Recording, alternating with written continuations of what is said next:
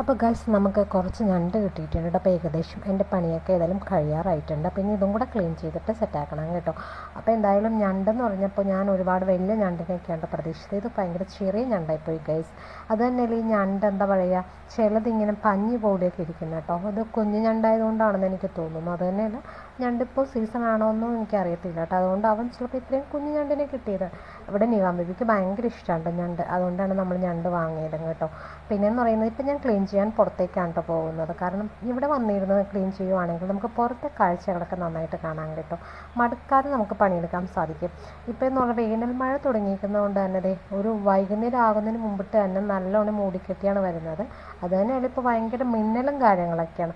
അത് നമുക്ക് ജാഗ്രതാ നിർദ്ദേശങ്ങളൊക്കെ ഇപ്പോൾ പുറപ്പെടുവിച്ചിട്ടുണ്ട്. അപ്പോൾ അതെല്ലാവരും അതൊക്കെ ഒന്ന് നോക്കുക.